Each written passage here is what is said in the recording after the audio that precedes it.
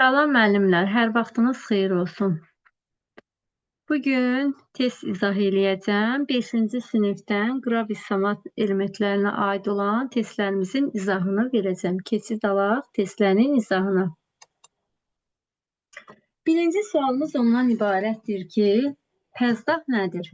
Pəzdaq hazırlanacaq detal üçün seçilmiş müəyyən ölçülü bir materialdır. Müəllimələr, cavabımız B variantı olacaqdır.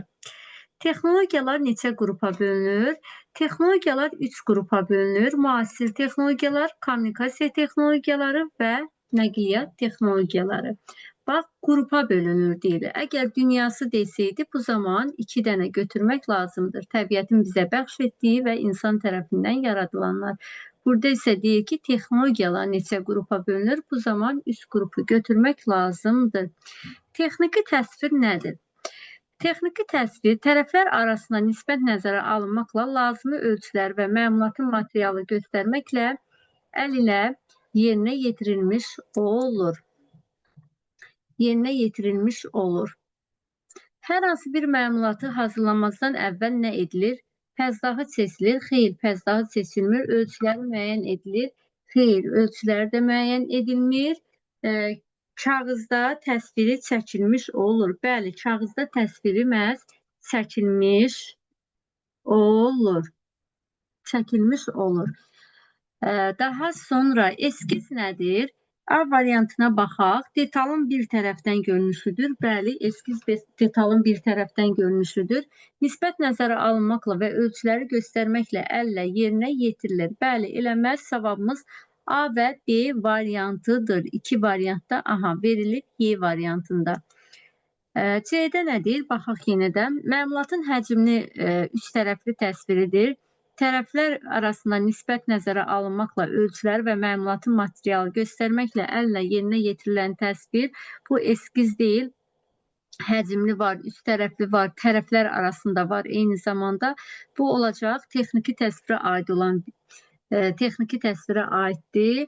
Burada isə məlumatın çertyoz alətlərinin köməyi ilə yerinə yetirilmiş şərti qrafik təsviri də deyilsə, çertyoz da varsa, bu da elə çertyoza aid olan hissədir. Cavabımız oldu Y variantı. Yəni detalın bir tərəfdən görünüşü nisbət nəzərə almaqla və ölçüləri göstərməklə əllə yerinə yetirilir. Eyni zamanda bu oldu.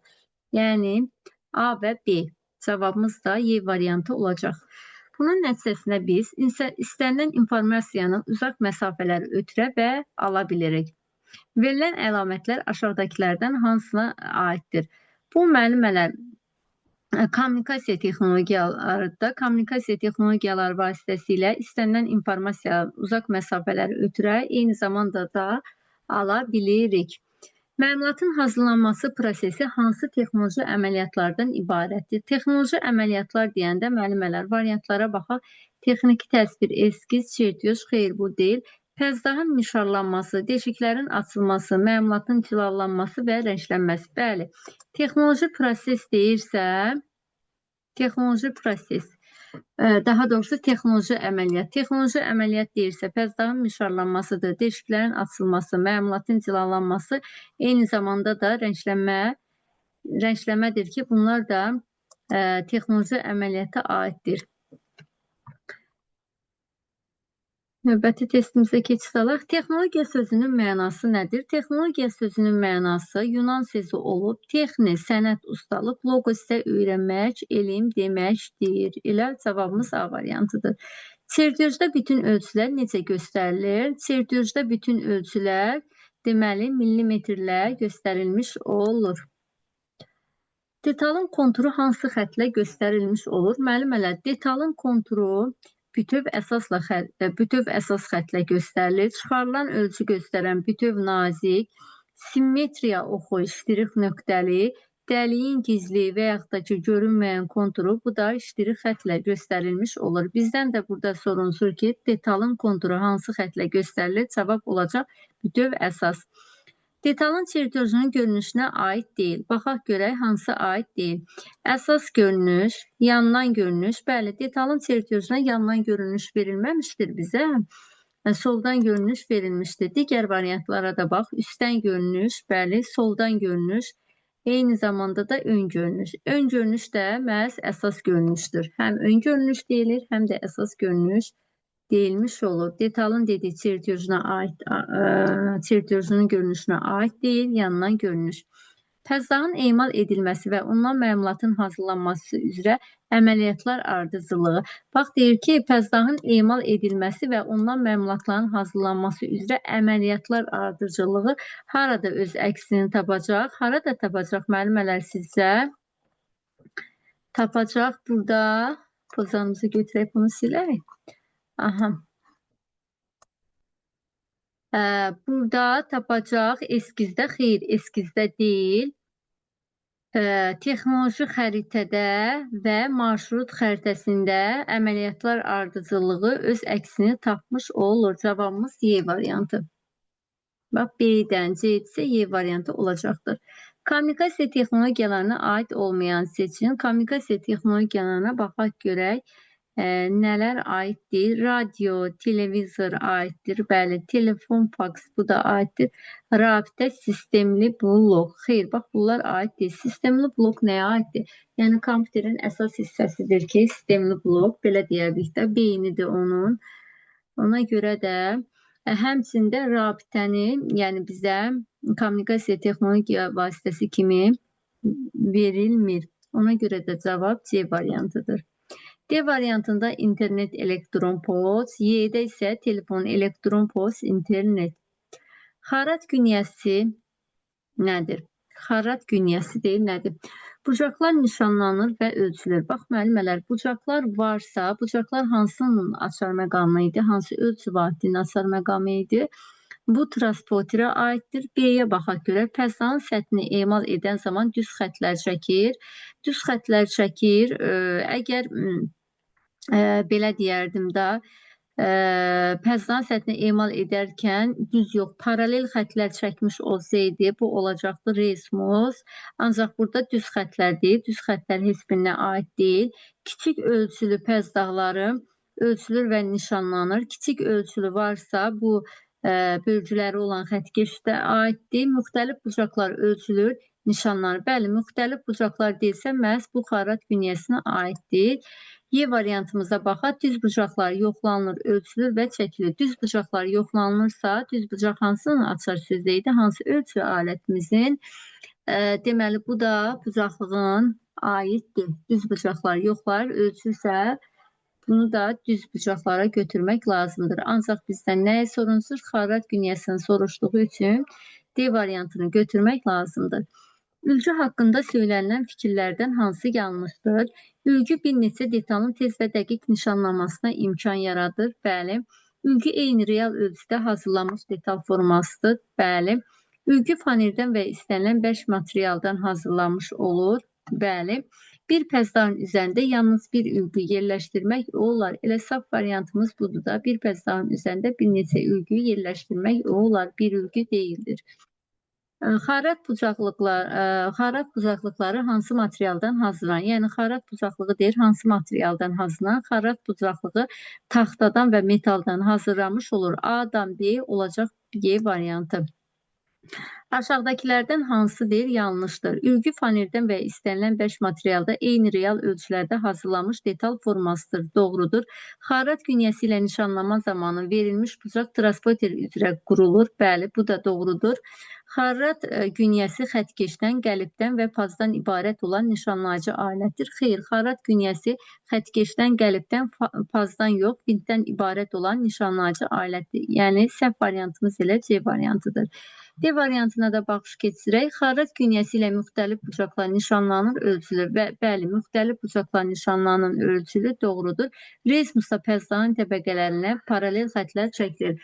Bəli, bu da doğrudur. Səhv variantımız oldu C variantı. İndi isə uyğunlaşdırmağa baxaq. Bucaqlıq. Karandaşımızı götürək, bucaqlıq. Düz bucaqlar ölçülür və nişanlanır. Elə düz bucaqlar ölçülür və nişanlanır deyirsə, bu bucaqlığa aiddir. A-nı bura yazaq bucaqlığa. Pərdənin təbəqələrindən paralel xəttlər çəkir. Dedi ki, pərdənin təbəqələrindən paralel xəttlər çəkirsə, bu resmusdur, ancaq burada resmus verilməmişdir. Ona görə də bunu nə edirik? Götürmürük. Yəni belə x qoyaq. Müxtəlif bucaqlar ölçülür və nişanlanır. Müxtəlif bucaqlar deyilirsə, bu xarrat günyəsidir. 2-yə getdici. Bucaqlar ölçülür və nişanlanır. Bu da isə transporterə gedəcəkdir. Cavab olacaq 1 A, 2 C, 3 də D. Deməli, cavabımız olacaq 1 A, 2 C, 3 D variantı. D variantı olacaqdır. Bilək bu hissələri. Növbəti izahımıza keçək. 19-cu sual. Təsviri kiçiltmək üçün hansı miqyasdan istifadə edilir? Təsviri kiçiltmək üçün 1-in 2-yə, 1-in 4-ə və 1-in 5-ə miqyaslarından istifadə edilmiş olur. Bax, burada 1-in 2-yə, 1-in 1-ə natural ölçü verilib. B-də 2-nin 1-ə, 4-ün 1-ə, 5-in 1-ə böyüdülmüşdür, kiçildilmiş deyil. Daha sonra D variantında da qarışıq verilib. Həm kiçildilmiş verilib, həm böyüdülmüş verilib. Y variantında da natural ölçü verib, bir də böyüdülmüş ölçü verilmişdir. Ən düzgün variantımız C variantıdır. 1-in 2-yə, 1-in 4-ə və 1-in 5-ə. Yığma çertyojlarında məlumatın detalların adı, miqyası, material qeyd olunmuş xüsusi cədvəl hansıdır? Bu hansı olacaq sizdə müəllimələr? Detalın adı, miqyası, materialı, eyni zamanda isə cədvəl formasında yerinə yetirilir. Bu da bizim spesifikasiyamızdır. Detalların məlumat halına birləşməsinə nə deyilir? Detalların məlumat halına birləşməsinə də müəllimələr yığma deyilir. Məlumatın adını, formasını, ölçülərini, materialını və miqyasını, eləcə də bu məlumatın təşkil olunduğu detalların sayını və birləşmə növünü təyin etmək deməkdir. Bax, miqyasın adını çəkir, daha sonra materialın adınıdır, formasınıdır, ölçülərini deyirsə, eyni zamanda deyir detalların sayını və birləşmə növünü təyin etmək deməkdir. Birləşmə növünü təyin etmək deməkdirsə, bu zaman olacaqdır məlumatın çertyojunu oxumaq. Marşrut xəritəsi və texnoloji xəritə.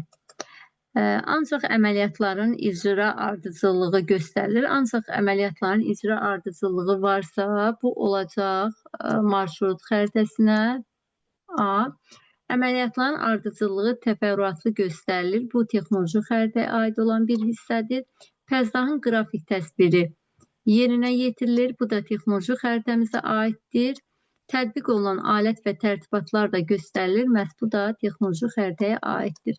Deməli, cavabımız olacaq 1A, 2 isə B, C, D.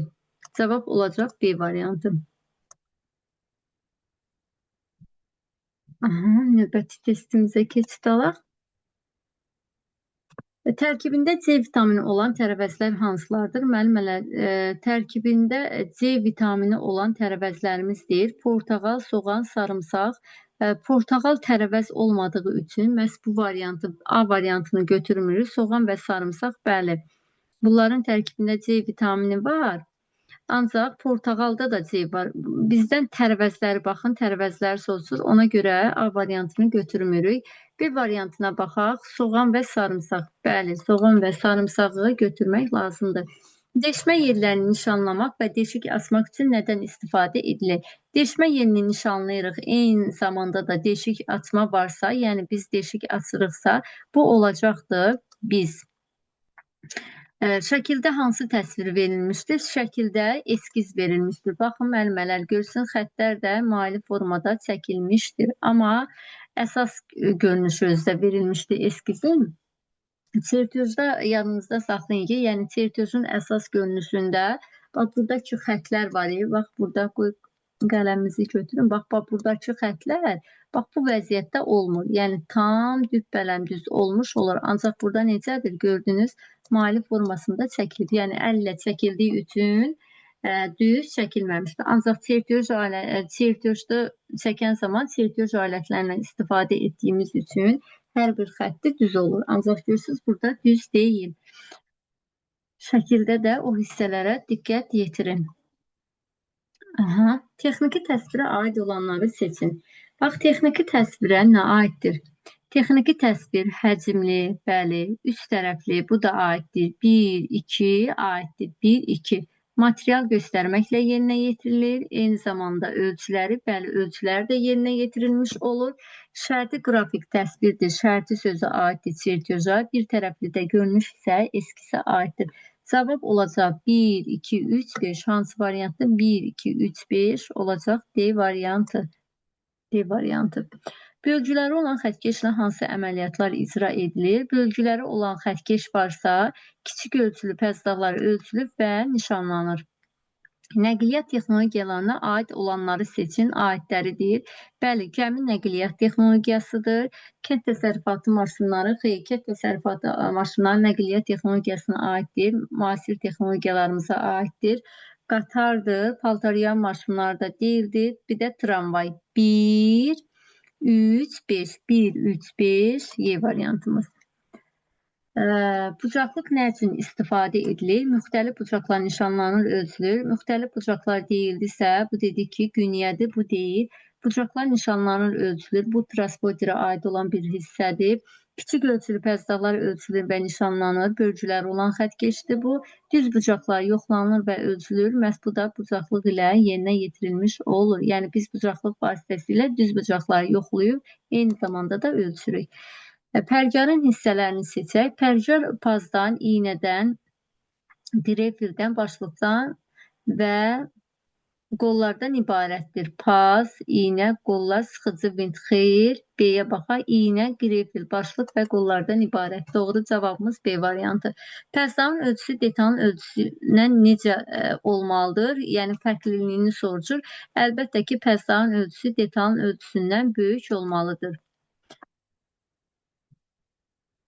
Əməliyyatların ardıcıllığı, ətraflı, tam, təfərrüatlı hansı xəritədə verilir? Ətraflı varsa, tam varsa, təfərrüat varsa bu hansı olacaq müəllimələr? Əlbəttə ki, bu texnoloji xəritə olacaqdır.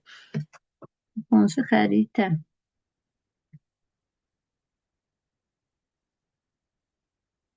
Reismusun hissələrini seçin. Reismus hansı hissələrdən ibarətdir? Qəlibdən, daha sonra pazdan, xeyr, sıxacdan ibarətdir. Sıxac günyəyə aid olan bir hissədir. Xəttkeş də aid deyil. Kiçik mismar. Karandaşımızı götürək. Aid olanları seçək də. Qəlib, paz, dedik, sıxaca aiddir. Xəttkeş də aiddir. Bu günyənin hissəsidir. Kiçik mismar, meydança, bir də tirciklərdən ibarətdir. Cavabımız olacaq 1, 2, 5, 6, 7. 1, 2, 5, 6, 7 müəllimələr C variantımız. Müəllimələr, bir məqamda vurğulayım ki, siz cavabı çıxdaş yolu ilə, variantlara baxaraq da çıxdaş yolu ilə də tapa bilərsiniz. Bax, burada görürsünüz ki, sıxac. Sıxac neçədədir? 3. Avtomatik bilirsiniz ki, yəni sıxac hissəsi yoxdur. Xəttkeş hissəsi də yoxdur. 3-dən 4, yəni bilirsiniz ki, yoxdur. Və yaxud da ki, birini bilirsiniz də, tutaq. Məsəl üçün olsun sıxac. Baxırsınız variantlar 3. 3 var A variantında var. Daha sonra 3 var Y variantında. B-dən D-də yoxdur. Bax, burada xəttkeş var, böyük mismar var. Xəttkeşi ola bilər ki, unutmuşsunuz. Bilmirsiniz, varmı, yoxmu? Böyük mismara baxın. Görürsünüz ki, böyük mismar yoxdur, deməli bu. B-də 8 verilib, eyni zamanda da D-də də 8 verilmişdir. Hansı variant qalacaq? Avtomatik C variantı qalacaqdır. Bu yolla da, yəni testlərdə bu yolla da tapa bilərsiniz. Çıxdaş yolu ilə də tapa bilərsiniz. Reismusla hansı işlər yerinə yetirilir? Reismusda müəllimələr paralel xətlər çəkilir. Pəzdağın təbəqələrini emal edən zaman paralel xətlər çəkmək lazımdır. Pəzdağın təbəqələrini emal edən zaman düz xətlər çəkilir. Xeyr, deşmə yerləri nişanlayır, deşik açır, bu bizə aiddir. Deşik yerlər çevrə və qövslər nişanlanır. Bu pərgar vasitəsilə yerinə yetirilir. Pəzdağın təbəqələrini emal edərkən paralel xətlər çəkilir. Deşik yerlər, çevrə və qövslər nəyin vasitəsilə nişanlanır? Deşik yerləri deyil, çevrə və qövslər nişanlama varsa bu pərgara aiddir. Ancaq burada deşik açma sözü olsaydı bu zaman bizi götürərdi. Ancaq deyir ki, deşmə yerlərinin çevrə və qövsləri nəyin vasitəsilə nişanlanır deyilmir. Deşik sözü var, ancaq deyilmir ki, deşik açıl. Deşik açılmış olsaydı biz bu zaman bizi götürərdik. Çevrə və qövslər də məhz Pərgarın aça sözüdür. Mən izahda da bu hissələri vurğulamışdım. Yəni mövzumuzun izahında. Təsviri böyütmək üçün hansı miqyasdan istifadə edilir? Təsviri böyütmək üçün 2-nin 1-ə, 4-ün 1-ə, burada yazılıb 1-in 1-ə. Bu natural miqyasdır. Deməli, bu aid deyil. B-yə baxaq. 2-nin 1-ə, 1-in 1-ə, 5-in 1-ə. Burada da natural ölçü verilib içərisində. Bunu da götürmür. 1-in 2-yə, 1-in 3-ə, 4-ün 2-yə. Burada da həm kiçildilmiş var, həm böyüdülmüş var. Bu da deyil. 2-nin 1-ə, 4-ün 1-ə, 5-in 1-ə. Bax, budur. Təsviri böyütmək üçün 2-nin 1-ə, 4-ün 1-ə, 5-in 1-ə miqyasından istifadə etmək lazımdır. Bucaqlı, reismus və günyədə eyni olan hissə hansıdır? Hər üçündə də, bucaqlıqda, reismusda və günyədə eyni olan hissə üçündə də qəlib vardır. Hər üçündə də qəlib vardır. 39-cu testə baxaq. Pəzdağın ilk halından hazır məlumat əldə edilənə qədər onun üzərində görülən işlərin nizamlı ardıcıllığı necə adlanır? Bax, deyil, Pəzdağın ilk halından hazır məlumat əldə edənə qədər onun üzərində görülən işlərin nizamlı ardıcıllığı necə adlanır? Müəllimələr, bu texnoloji prosesdir. Kitabınızda da verilmişdir. Kitabın ən aşağı hissəsində bu verilmişdir. İnsanlar əşyaları nə üçün yaradırlar? Əlbəttə ki, biz insanlar əşyaları öz tələbatımızı ödəmək üçün yaradırıq. Bax, digər boş vaxtları olduğu üçün, hobbiləri olduğu üçün, tələbatlarını artırmaq üçün, həzz verən məşğuliyyət olduğu üçün yox. Biz əşyaları tələbatımızı ödəmək üçün nə edirik? Yaratmış oluruq, müəllimələr. Bitirib vuraq. Dəqiqdən, səhiysən. Müəllimələr, bugünkü test izahımız da bu qədər. Digər test izahlarında görüşənədək.